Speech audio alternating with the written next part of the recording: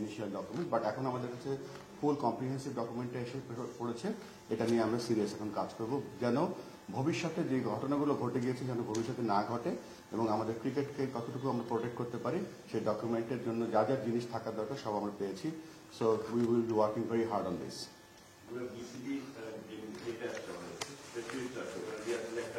Independent integrity committee করা হবে, মানে ইন্ডিপেন্ডেন্ট হেড হবে, ওটা ইন্ডিপেন্ডেন্ট হেডটা কি আপনারা ঠিক করেছেন এবং ওই কমিটি কাজটা কি হবে, মানে আকসু আর থাকবে না? জি না, আকসু অবশ্যই আমরা আকসু হয়তো আমরা পরে প্রেস ব্রিফিং করবো।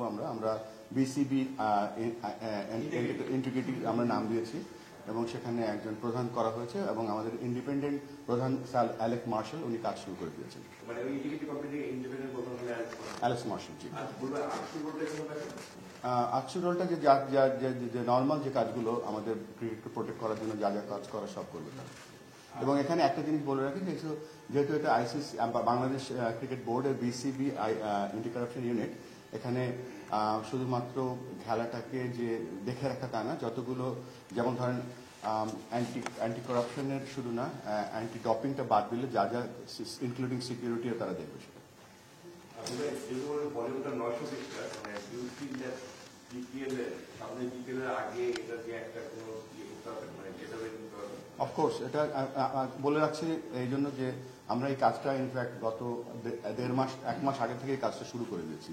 আমাদেরকে যখন সেপ্টেম্বরের মাঝামাঝি প্রথম যে রিপোর্টটা দিয়েছিল উইথ ফিউ সাসপেক্টেড নেমস, এবং সেইটা অনুযায়ী আমরা তাদের সাথে ইন্টারভিউ বা কাজগুলো শুরু করে দিয়েছি। আমাদের যে আইসিসি বিসিবি যে অ্যান্টি কারাপশন ইউনিট তারা কাজ শুরু করে দিয়েছে। এই মুহূর্তে প্রকাশ করার মতন সিচুয়েশনে আমরা নেই, বাট ইভেন্চুয়ালি করবো। আপনারা বলছেন যে ডোমেস্টিক ক্রিকেট এমসিএল বিশেষ করে ওই সেপ্টেম্বরে প্রাথমিক রিপোর্টের উপর ডিপেন্ড করে ওইসব ক্রিকেটারকে আপনারা চেষ্টা করবেন না খেলে, সেরকম কোনো ক্রিকেটার কি বাছাই করা হয়েছে কিনা এবারে ডোমেস্টিক ক্রিকেট? যেহেতু এটা অত্যন্ত গোপনীয় ব্যাপার, আমি এটার ব্যাপারে কিছু বলতে চাচ্ছি না। এটা ইনফ্যাক্ট এটা এই অ্যাবসলিউটলি ইন্ডিপেন্ডেন্টলি তারা কাজ করছে, তাদের কাজে আমরা ইন্টারফেয়ার করছি না। সো এই মুহূর্তে আমি কিছু বলতে পারছি না। প্রসিডিউর ফলো নাম আছে, তাদের এগেইনস্টে অ্যালিগেশন তার মনে আছে, কিন্তু কোনো কনক্রিট প্রুফ পাওয়া গেছে নাকি যে থেকে আপনারা স্টেটমেন্ট করেন?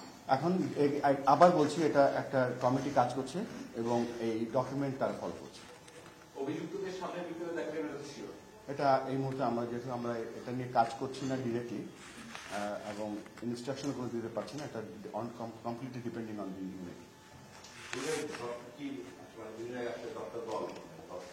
আচ্ছা, এখন আমরা আর এই রিপোর্ট নিয়ে আর কোনো প্রশ্ন আছে আপনাদের?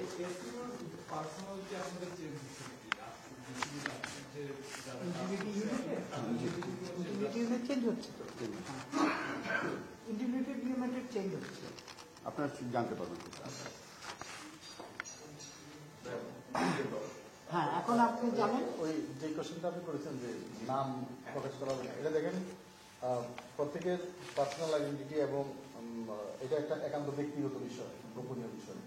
সো আমাদের যে ফার্দার কমিটিটা ওরা চার্জ ফ্রেম করলে সেটা ইন্টারনালি কমিউনিকেট করা হবে, কোনো মিডিয়া বা পাবলিশে কোনো কারো নাম আসবে না, বাট মেবি এটা ওই ইন্ডিভিজুয়াল জানবে।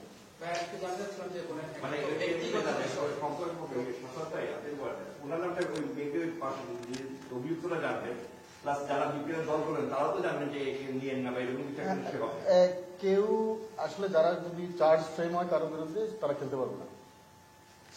কোন লেভেলে চার্জ হচ্ছে? ব্যক্তিগত ব্যাপার, মানে তাদের নামটা গোপন রাখা হবে।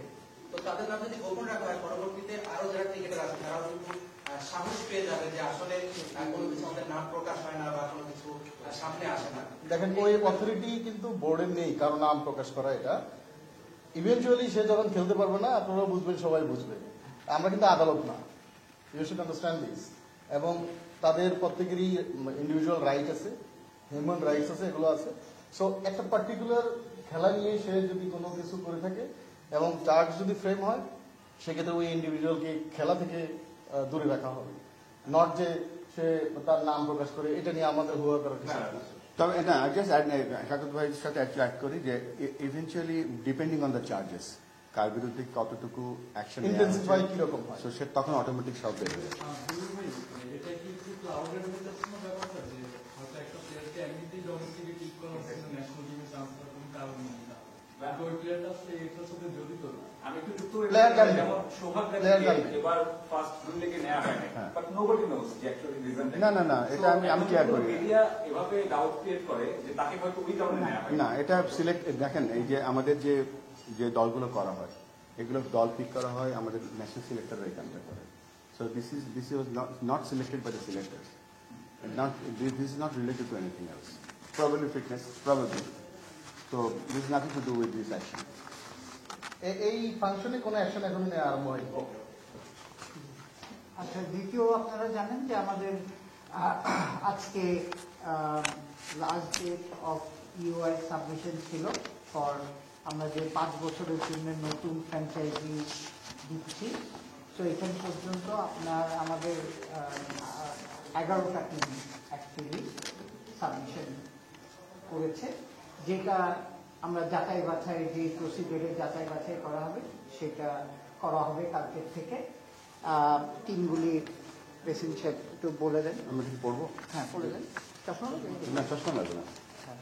এখানে টিমগুলো টিম মানে কি? যে আমাদের কাছে কোম্পানি এসছে, কোম্পানিগুলো এসছে চ্যাম্পিয়ন স্পোর্টস লিমিটেড, তারা প্রপোজ টিম চেয়েছে Dhaka Capitals, Triangle Services Limited Chattogram team, SQ Sports Enterprise Limited Chattogram Kings, first SS Enterprise Private Limited FSS Comilla ফাইটার্সের জন্য তারা নাম চেয়েছে, টগি স্পোর্টস লিমিটেড তারা আমাদের রংপুর রাইডার্সের জন্য, 6 নম্বরে বাংলা মার্ট লিমিটেড নোয়াখালী টিমের জন্য, Mindtree Limited and Rupshi Concrete Product Limited তারা খুলনা টিমের জন্য, আকাশবাড়ি হলিডেজ অ্যান্ড রিসোর্টস তারা বরিশাল টিমের জন্য, দেশ ট্রাভেলস রাজশাহী টিমের জন্য, Nabil group of industries Rajshahi টিমের জন্য এবং JM sports and enterprise Sylhet টিমের জন্য এই 11টা ইউআই আমরা পেয়েছি। এবং পাওয়ার পরে আমাদের যে ক্রাইটেরিয়াগুলো আছে সেই ক্রাইটেরিয়াগুলো আমরা ফলো করছি এবং আমরা নেক্সট স্টেপ ইজ আমরা কালকে পর্যালোচনা করব তাদের যে ইনস্ট্রুমেন্টগুলো এসছে সেগুলো নিয়ে, এবং ডে আফটার টুমরো 30 তারিখে আমরা তাদেরকে ইন্ডিভিজুয়াল ইন্টারভিউ করার জন্য আমরা ডাকবো।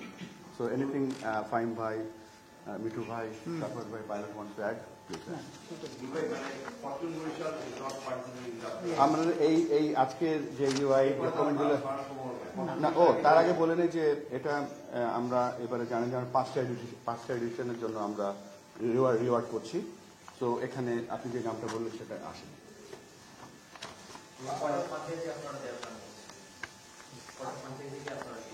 আমাদের মিনিমাম 5টা, এখন depends on the financial instrument and আমাদের যে খেলার যে উইন্ডোটা আছে সেটার উপর বিবেচনা করে দেওয়া হবে। বেসিক্যালি আমরা সবসময় বলেছি যে সাকত ভাই যেটা বলেছে যে আমরা পুশ করবো না, যে জোর করে কাউকে নিব না, তারা যদি কোয়ালিফাই করে ফাইন্যান্সিয়ালি, হ্যাঁ, সেটাতেই নিব। নট অনলি ফাইন্যান্সিয়ালি, আমাদের যে এলিজিবিলিটি ক্রাইটেরিয়াগুলো আছে সেই ক্রাইটেরিয়াগুলো স্ট্রিক্টলি আমরা ফলো করছি। এই জন্য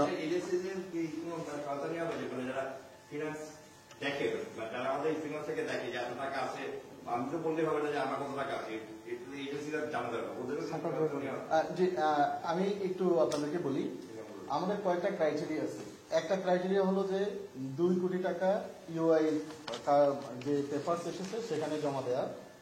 তো সেই ক্ষেত্রে সবাই দিয়েছেন এবং আমরা এটা ব্যাংকে কালকে থেকে পাঠানো আরম্ভ করব। 30 তারিখ মানে কালকের দিনের মধ্যে হয়তো মোস্ট প্রবাবলি জেনে যাব। 30 তারিখে ওনারদের সাথে ইন্টারাকশন করব। 2 নম্বর হলো আমরা 10 কোটি টাকার একটা ব্যাংক গ্যারান্টি চাবো।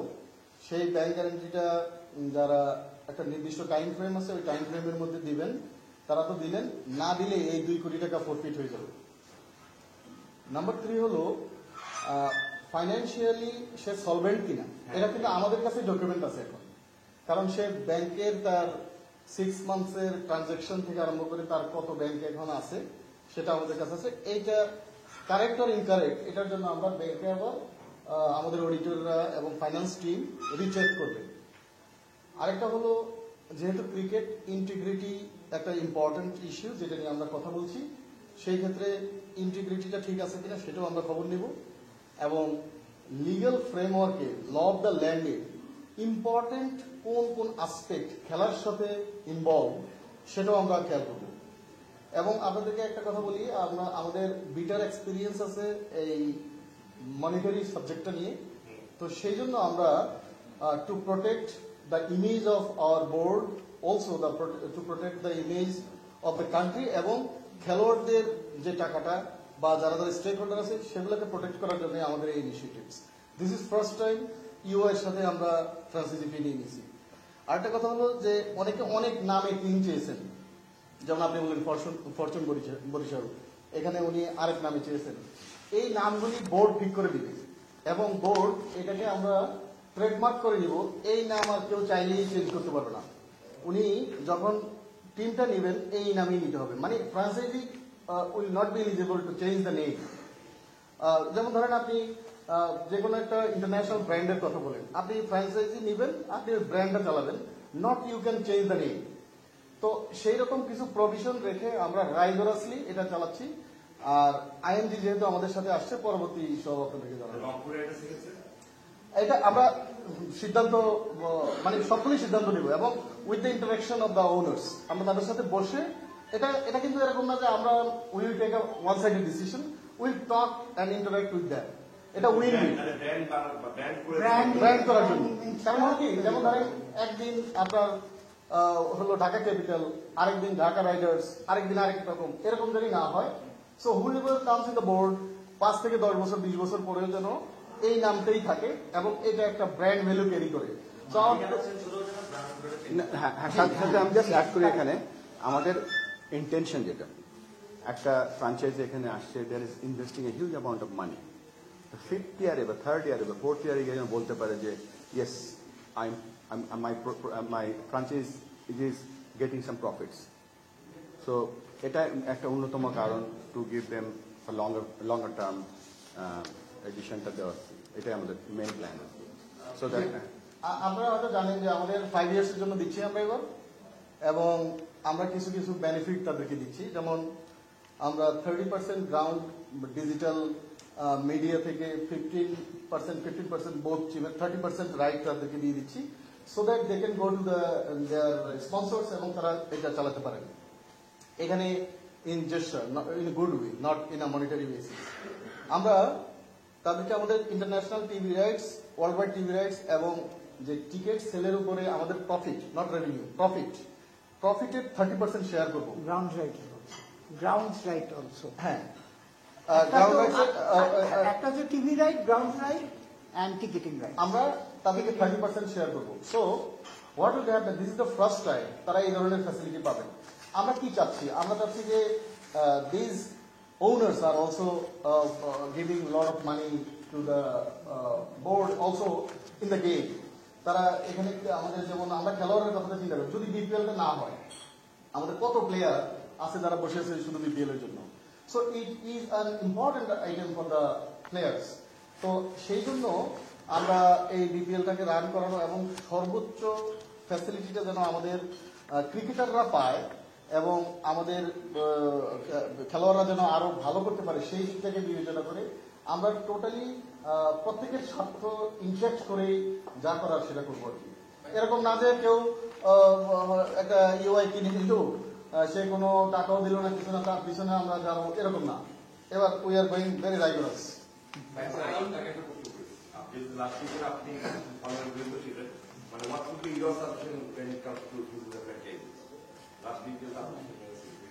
আচ্ছা, কিছু কিছু অলরেডি বলা হয়েছে যে আমার মনে সবচেয়ে প্রথম যে ব্যাপারটা থাকবে সেটা ইন্টিগ্রিটির ব্যাপার থাকবে।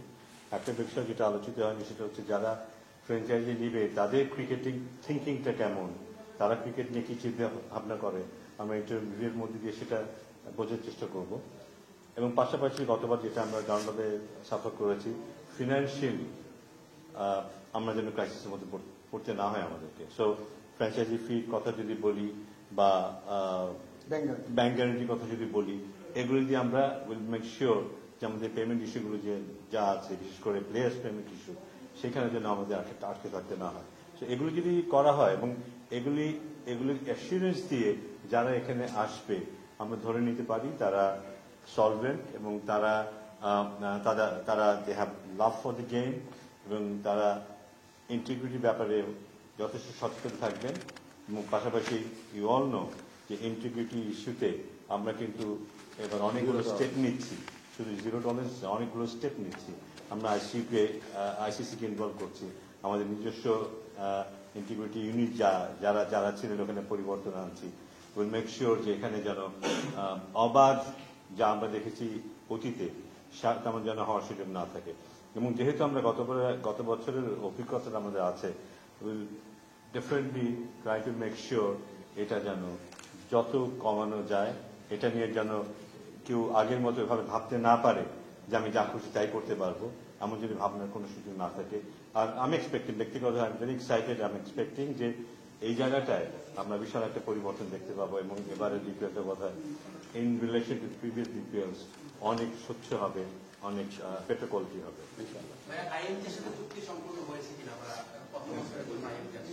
এইটার ব্যাপারটা হচ্ছে আপনারা জানেন যে আমরা আইনজির সাথে আমাদের প্রিভিয়াস বোর্ড মাহবুবান সাহেব অনেক দূর এগিয়ে নিয়ে গিয়েছিলেন। কিন্তু এগুলি এখন যেটা হচ্ছে এটা শর্ট টার্মের জন্য, এটা 3 বছর তো হচ্ছে, সাথে একটা আমরা এই 2 মাসের জন্য আমরা স্পেশাল আলাদা একটা এগ্রিমেন্ট করছি, যেটা অ্যাকচুয়ালি এই নেক্সট 1 সপ্তাহের মধ্যে আপনারা দেখবেন সই হয়ে গেছে আর দের বি অন এই বিপিএল থেকে জি জি জি।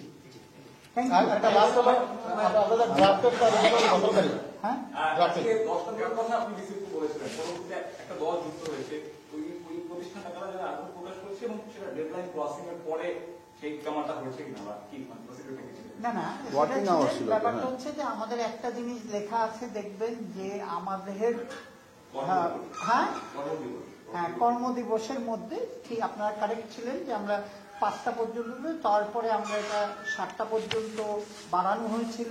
7টার মধ্যে 10টা টিম দিয়ে দিয়েছিল। একটা টিম টেলিফোন করে বলেছে যে আমরা ট্রাফিকে আটকে গেছি, সেই জন্য আমরা এটা 7:30টার দিকে আরেকজন দিয়েছে। তো কমিটি হ্যাজ অ্যাকসেপ্টেড ইট, কারণ আমরা চাই ম্যাক্সিমাম টিম যাতে পার্টিসিপেট করে। আর লজিক্যালি এটা আমাদের 4 নম্বর মিটিং আছে। তা আমাদের কর্মদিবস কিন্তু এখন 11:30 রাত বেজে গেছে। এখন কাজ করছি। 11তম প্রতিষ্ঠানের নামটা শেষে কারা আগ্রহ প্রকাশ করেছে না এটা কি বলে? হ্যাঁ, এটা হচ্ছে জেএম স্পোর্টস অ্যান্ড এন্টারটেইনমেন্ট সিলেকশনের জন্য। একটা প্রশ্ন যেটা হচ্ছে কয়েকটা দল, একাধিক দল যাদের আসলে বিসিসি পরিচালক পদে তারা আছেন, এখানে কনফ্লিক্ট অফ ইন্টারেস্ট থাকবে কিনা বিপিএল এ? এর আগে কখনো আমরা দেখিনি যে বিসিসি পরিচালকরা দল পরিচালনা না না না, ঢাকা ডায়নামিক্স, ঢাকা ডায়নামিক্স এই ক্ষেত্রে আমি একটু বলি। এবার আমাদের পরিচালক মহোদয় যারা আছেন প্রত্যেকের কাছ থেকে ইন্ডেমনিটি নেওয়া হবে এবং এটা মধ্যে টু সে দ্য ট্রুথ যে আমি ওই সেলফ ডিক্লারেশন থাকবে কে কোন দলের সাথে যুক্ত, ডিরেক্টলি অর ইনডিরেক্টলি। সেটা যদি আমাদের গভর্নিং কাউন্সিলের কেউ থাকে, he have to resign from this, he has to resign from the governing council. Number 1। Number 2 হলো এটা কোনো ধরাবাধা হার্ড এন্ড ফাস্ট রুল নাই যে বিপিএল এ কেউ বোর্ড ডাইরেক্টর হলে চালাতে পারবে না, সে ডিক্লেয়ার করতে হবে এটা। সো এটা হলো আপনাদের কাছে মেসেজ। Will protect that. না না, জিনিসটা হচ্ছে আপনি বলছেন যেটা আপনি যদি আইপিএলও দেখেন, আপনি জানতেন যে আইপিএল এর একটা টিম ওদের প্রেসিডেন্ট ওন করতো। বেসিক্যালি সেলফ ডিক্লারেশন মানে আমি আপনাদের ডিক্লেয়ার করলাম যে আমি এই টিমের সাথে ইয়েতে, সুতরাং উনি যদি ইনভলভ হয় তাহলে গভর্নিং বডির আমরা কেউ কোনো টিমের সাথে ইনভলভ থাকতে পারবো না। প্লাস তাকে মিটিং এ ইনভাইট করা হবে না। হ্যাঁ, আরেকটা জিনিস খেয়াল করেন, আমাদের বোর্ডে তো 25 জন, তো এখানে কিন্তু সবাই নেই গভর্নিং কাউন্সিল। তা আমাদের মেইন কনসেন্ট্রেশন হলো গভর্নিং কাউন্সিল, কারণ সব discussion ins and outs governing council জানে, বা আমাদের অ্যাসোসিয়েটেড যে টিমটা আছে, তো এদের কাছ থেকে সবার আগে লিখিত নেওয়া হয়ে গেছে। বাকি বোর্ড মেম্বারদেরকেও আমরা ইন্ডেমনিটি ফর্মে সাইন দেবো যে তার ডিরেক্টলি আর ইনডিরেক্টলি কোনো ইনভলভমেন্ট আছে। থ্যাংক ইউ, কনফ্লিক্ট হবে না। Thank you. রাত হয়ে গেছে, আপনাদের বাসায় যাওয়া উচিত। Thank you so much. Thank you. Thank you.